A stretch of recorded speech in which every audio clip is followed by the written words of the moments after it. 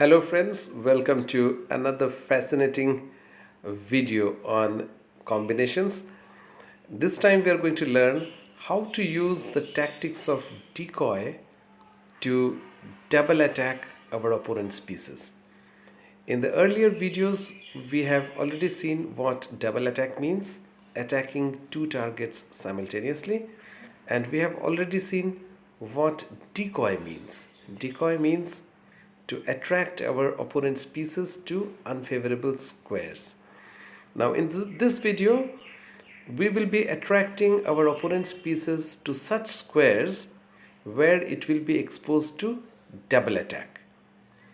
Now in the first position, it is white to play and win. You may pause the video as usual and then try to match your solution with the video. Well, first move for white is knight to f6 check. This example is taken from a game between Duckstein and Johansson. White played the move knight f6 check. This is based on the fact that the bishop on g7 is pinned. It cannot move because the queen on g4 would check the king. So this move forces the black king to move either to f7 or h8. It doesn't matter because in the next move white would capture on g7 anyway. So even if the queen were on h8, white would capture this, forcing the king to go to g7 where it would be exposed to double attack by the knight. The knight attacks the king and the queen, winning the queen and being a piece up.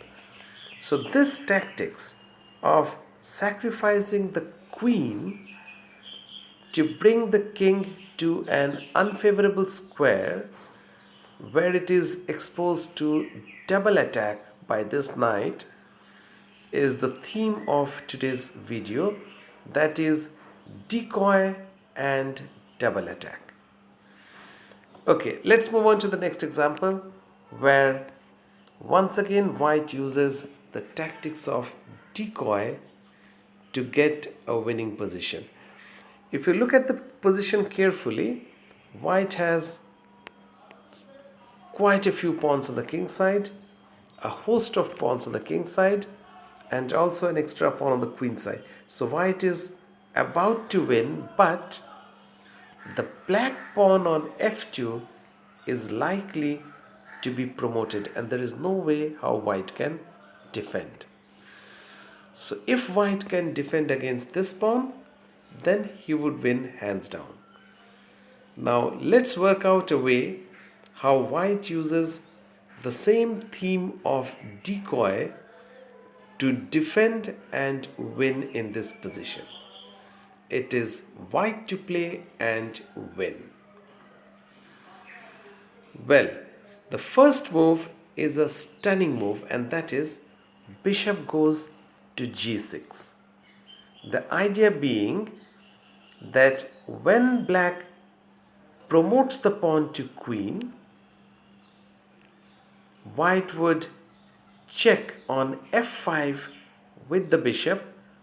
Since the black king doesn't have any square to escape, he has to take f5 with the queen. Now the bishop moved to f5. It didn't have any support. It was a sacrifice.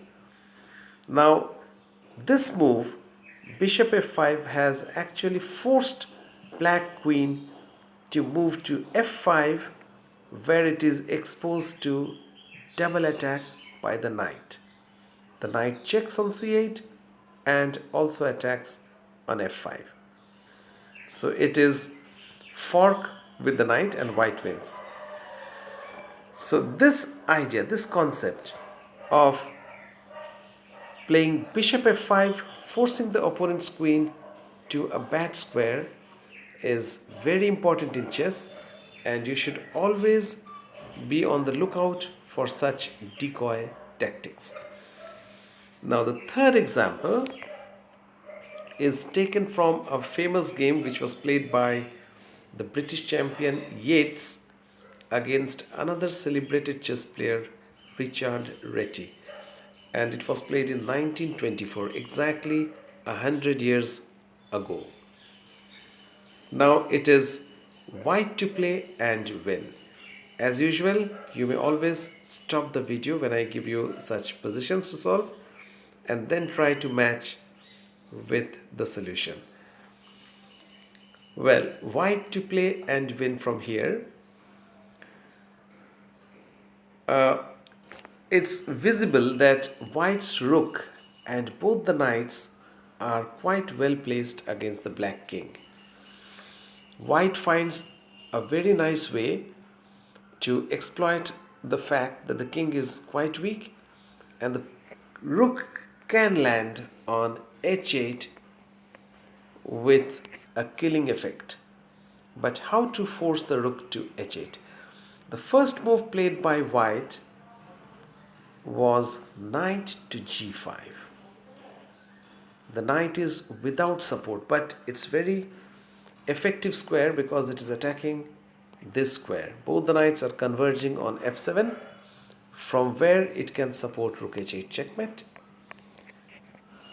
Therefore, black is left with no option but to capture the sacrificed knight.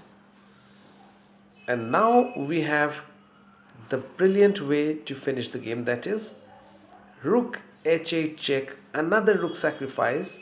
First it was knight sacrifice, now it is rook sacrifice, forcing the king to unfavorable square, and now the knight lands on f7, forking both the king and the queen. So we have seen how white, by his two moves, knight g5, forced the queen to unfavorable square, and with rook h8 forced the king to unfavorable square, and then finally the knight delivers the winning move. The final example for today is this. It is a composition by a famous chess composer named Rink. Here it is white to play and win. We have 3 pieces for a queen, but black is 2 pawns up. And white has a very tricky way to finish the game immediately. The first move by white, it seems the black king is slightly under trouble because this knight controls 2 escape squares and the rook controls the 7th rank and the bishop controls the e5 square. So we have all white's pieces surrounding black's king, but the king has a way to escape, that is, it can escape from c5. For example, if white plays rook d7 check at once, the king will escape from c5. White plays a very nice move, that is bishop to d4, preventing black's escape but sacrificing his bishop for that. Now the main purpose behind this move is the only way how black can escape the checkmating idea of rook d7 and rook f6 or rook f6, yeah, is by capturing on d4.